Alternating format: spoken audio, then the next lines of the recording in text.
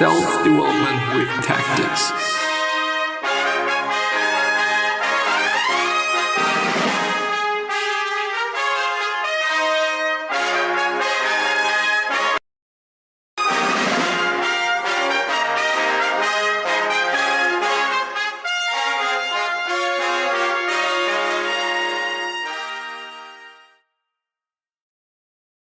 So today we're gonna talk about what we all want. As an article by the psychologytoday.com site again, or .org, I actually should check it out or jack it up and see what the case actually is. But I think it is a pretty interesting article regarding feeling valuable and feeling like somebody thinks that you are a valuable person and so on and so on.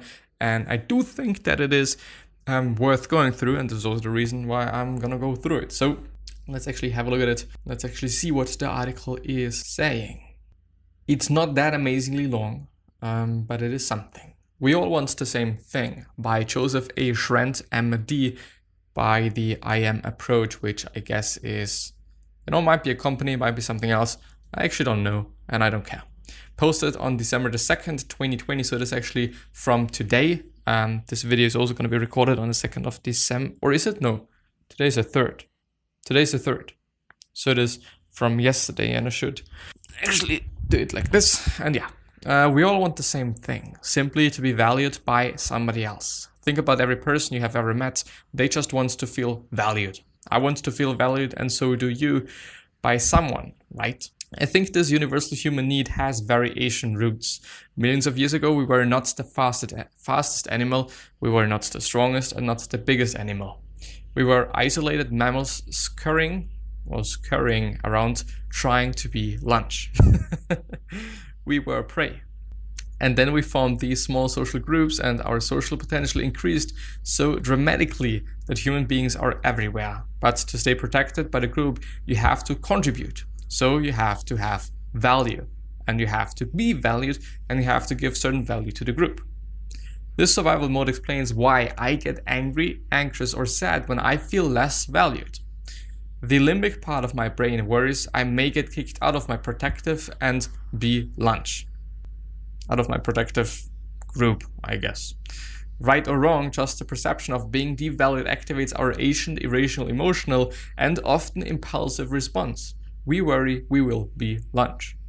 Anger is often an irrational and impulsive emotion that originates in an ancient part of our brain called the limbic system. The limbic system can make us impulsive, doing things without thinking about the consequences of our action or what will happen next. Anger is the fight branch of fight and flight.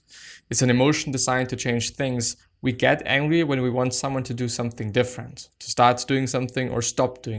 Anger happens when you think someone is trying to take something from you or has more than you, leaving you less than and vulnerable. Anger is an approach emotion, often designed to make somebody else activate their flight branch, the fear and anxiety that comes with feeling threatened, which just makes sense. I mean, if you think about all those examples and all of those findings and or conclusions, I don't think they just all make sense. It is just the case. Yeah.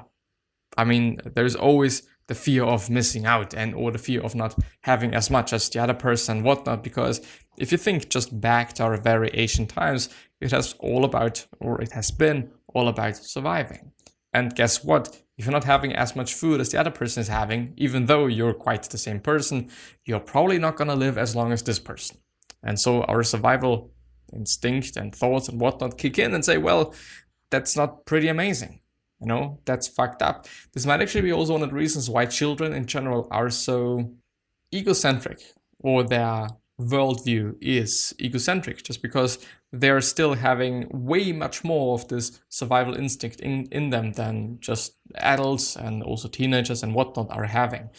I do think that there is some time where this changes, from the egocentric, I'm just the middle of the universe and I'm the best whatnot, and however, to, okay, there's actually other people and, people that are living with me, and, more of this social thinking, being a social animal, thinking about other people, being nice and whatnot.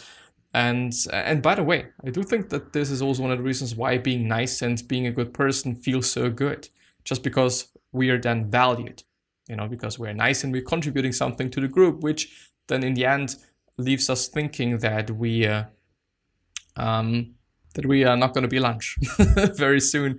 But on the other hand, if then people don't value that much, even though you've given something to them and you've just, given them food, given them money, just if you have been contributing to the system and to the group, but you're not getting something back, then this just really makes sense that you're going to feel bad about that.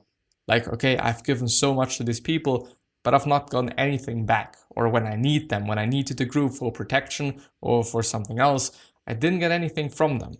This, of course, just really makes sense, as I'm realizing actually that it is just, sensical that you're gonna feel bad if you've put so much into something, into this group, but haven't gotten anything out of it. But yeah.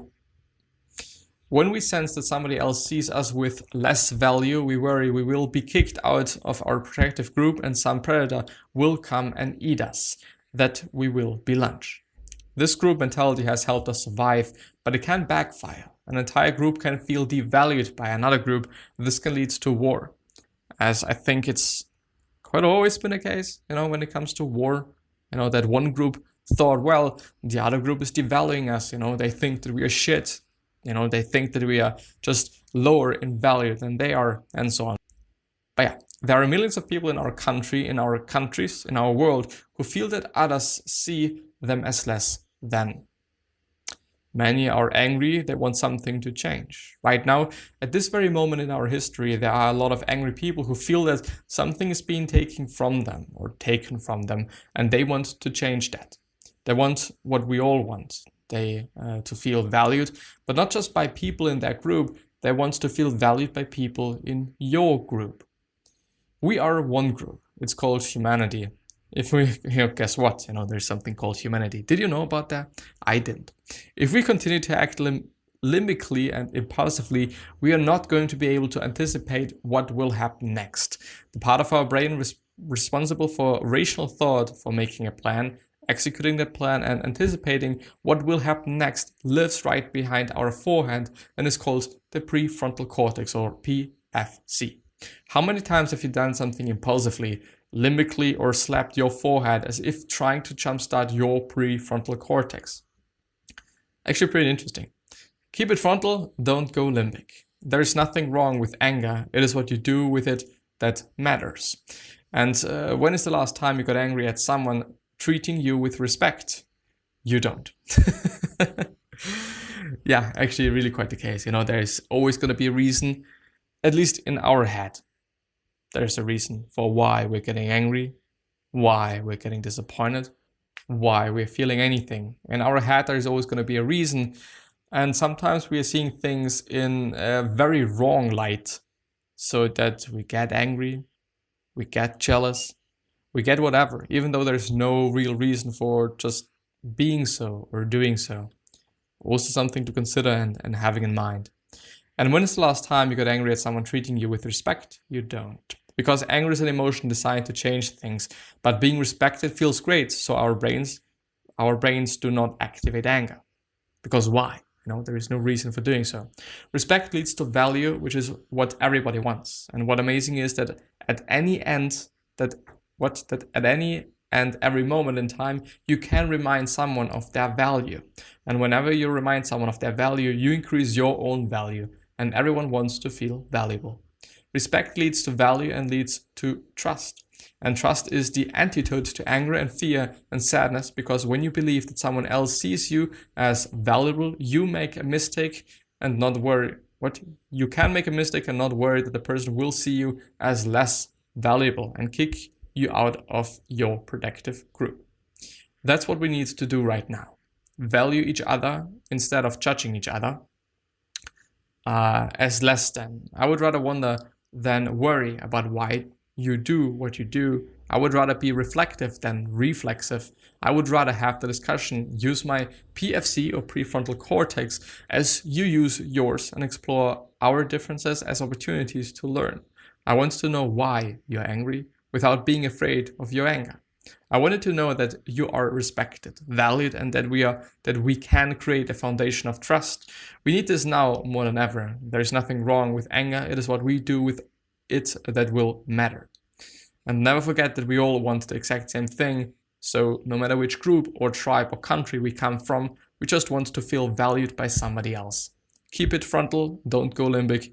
We can do this.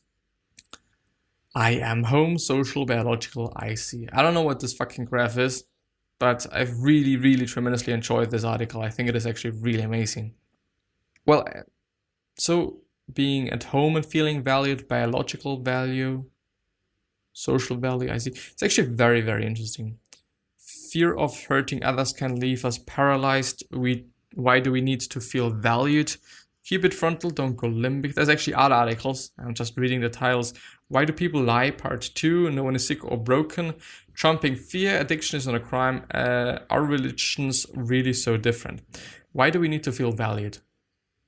Let's go through that one as well, unless it is very long. Again, by Joseph A. Schrant, MD, the I Am approach. Why do we need to feel valued? Human beings are not so different from each other after all. This is a post by Joseph from the 18th of May 2020. So it's also very, very recent. We all want the same thing, simply to be valued by somebody else. Think about every person you have ever met. They just want to feel valued. I want to feel valued, and so is it actually the same article? I think it is the same article, isn't it? We don't need to continue going down that road now. I think it is actually quite the same, so I'm not going to go through it. Fear of hurting others can leave us paralyzed. Hungry? No, you're not. A working example of the I Am approach. Let's actually check that out. I know if it is a working example of his approach. Just as easily as validating a person, we can invalidate them. So what happens then? Last blog, a little boy who was hungry was fed by his mom, confirming his experience and enhancing his I am. But what happens if a child goes to a parent and says, I'm hungry, and the parent says, no, you're not. Now development takes a different track. The child begins to think, I am not. Then what is this? What is this? I thought I was hungry, but my mom is saying I'm not hungry. What is going on? In this example, the biological experience of hunger has been correctly identified by the child, confirmed by his IC domain, but now invalidated by his mother in the home environment. What is his IC meant to do? Or LC? I think it is IC. There is an enormous impact between the home environment and the IC domain. His parent has just denied he is hungry. If the boy thought it was hungry, he was feeling, but his parents say it isn't, and his parent sees him differently than he perceives himself, then his IC domain moves his I am from one of certainty and validation to one of uncertainty and invalidation. And further, if the boy convinces himself that he has indeed correctly interpreted his hunger, then why isn't his parent feeding him? Do they see him as not worthy of being fed or of not being valuable? And if I am not valuable, then will no one respect me? He may wonder to himself, and then he may wonder, who can I trust? Respect leads to value, and value leads to trust. Being respected and valued are inseparable functions of each other. Being devalued makes one feel disrespected and makes it difficult to trust. When we deny the validity of someone's I am, they may feel diminished. In the case of the hungry little boy, his home domain has become one where he sees himself as viewed in a way that diminishes his IC domain. Which I think in the end is going to lead to really critically bad things. Like, okay, if I'm feeling this hungry emotion, is it emotion? I don't know. Or if I'm feeling the hunger, then I shouldn't feel that. Because if I'm feeling that, which is a feeling that is not good since I'm not validated or valued, when I'm hungry, then I don't know. I don't know what this child is going to think of hunger and the relation to hunger and so on. Like, it might actually be leading to overfeeding. It might be leading to just eating way too much so that the child is never feeling hungry, for example. I don't know, if you think about it, it's a really fucked up thing. I do like the concept of this guy. I think it is actually quite interesting and also sensical. But of course, I mean, there's going to be just so many different opinions on that, and there's going to be just 500 different models that are just kind of trying to explain the same thing or the same scenario. So yeah. While one instance of such dismissal is unlikely to have long-term repercussions, the pattern of the dismissal, can certainly result in complications. As this boy enters the social environment of school, work, and play, he may bring a different way of attaching to others, if he trusts to attach at all. For this boy, will be uncertain as to how others perceive him and be unsure if they truly understand and value him for who he is, hungry to be valued but unsure if he is worthy. This is the dark side of the I see domain and the theory of mind. Human beings are indeed inherently empathetic or empathic, able to appreciate the point of view, feelings, and thoughts of other person. And we are especially interested in what that person is thinking about us. When we see it as a positive, we begin to develop a positive self-image. But when it is negative, several other things may occur. First, we may begin to believe what other people think about us and apply it to our self-concept. If seen as inadequate, we may begin to feel inadequate. If seen as unlovable, we may begin to feel unlovable. If seen as a bad person, we may begin to feel like a bad person. When this pattern of being seen as inadequate is resentless, we may then begin to arrest our own I see domain. We may begin to stop using our own theory of mind. Why should we care or be interested in what someone else is thinking or feeling about us when it is always malevolent? Is it malevolent? Malevolent. Anyway, why should we want to know what someone else is thinking? I suspect that this is happening in many individuals right now. Unfortunately, quite. In our country, it seems that more people are angry, scared, blame others for their stress, and are proclaiming that the other person is less than, wrong, and should be doing better. If you're not with me, then you're against me. If you don't take my point of view, then I am not interested in yours. With each step we take, marching into our separate camps, we further invalidate the I see of that other person. We dismiss their hunger, their fear, their perspective. We miss an opportunity to talk with each other, choosing instead to shout at each other, perpetuating a conflict that may be much easier to resolve than we recognize. We retreat into the safety of those who agree with our point of view, forming larger and larger groups, and each of these groups has an I am, trumping fear. The I am approach is not just about an individual. Systems also have an I am. The USA is our home domain. The social domain is how we interact with the rest of the global community. The United States has an I see domain. We see ourselves as a certain way and are seen by other countries a certain way, which is definitely the case. This seems to have changed dramatically since November the 8th, 2016, and the biological domain are all our resources, the people, and each of them has an I am. The recent election has exposed the anger, fear, sadness, and stress in our amazing USA. Even this is an I am. It is the best our country can do right now, but we don't have to like it. We don't have to condone it. An I am is not a free ride. Just because it's an I am doesn't mean we are not going to be held responsible for it. But rather than judge it, which will only lead to more fear or more fear of being devalued, let's try to look at it again, to understand it, to explore the influences of the four domains on who we are, how we got here, and where we are going. We are one country in one world of one group, which is humanity. We can remind each other of our value or just as easily devalue it. You get to choose. We get to decide. We all do, and each decision will be an I am, our current maximum potential, with the potential to change in the very next second to another I am. It's an I am thing. I do wonder though what the I am approach is.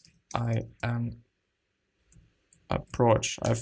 It's not correct. The I am approach, psychology today. Is it like examining fear, stress, anxiety more? Why do we I think that's actually a really great example, and no, not example, system or concept, however.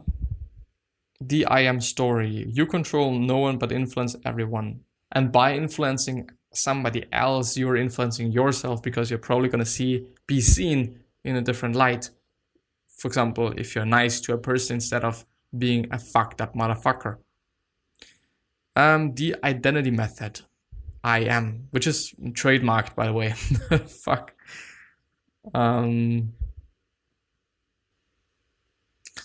The identity method. Many psychological problems originate during upset or ongoing painful life experiences, at which time subcells or controlling identities, CIs, are formed. Modern and ancient terms for CIs include alter ego, ego states, basins of attraction, and demons. CIs involve an assemblage of thoughts, core beliefs, emotions, sensations, physiology, and behaviors. When they are activated, your level of consciousness lowers, and in a sense, you become someone else. This is not the real you, but rather an identity to which you bequeath your power and control. CIs receive their power and energy from you. Although they may be formed out of a survival motive, they can interfere with your health, positive intentions, and happiness. While you might be tempted to fight against them, that approach actually infuses them with more energy and power. However, CIs are really powerful forces that can be harnessed for your health and happiness. Since they are distinct from the real you, they can be effectively transformed through unique mindfulness processes. The creation of an CI involves duality. The process entails disassociation followed by unconsciously engineering the identity and associating. Well, anyway. Where have I stopped? Fuck. Engineering the identity and associating to it. The way out of the quandary is through reversing the process, beginning with disassociative observation and returning to relative wholeness. The return to wholeness occurs not through conflict, but by witnessing, offering compassion, and getting in touch with your true self. Drawing on concepts and techniques from hypnotherapy, NLP, mindfulness practices, SDWT, and advanced energy psychology, the identity method consists of processes that make it simple or possible to access and enhance your core energy and transmit. Well, it's actually getting a little bit woo-woo there. I do want to quickly check Joseph, blah, blah, blah.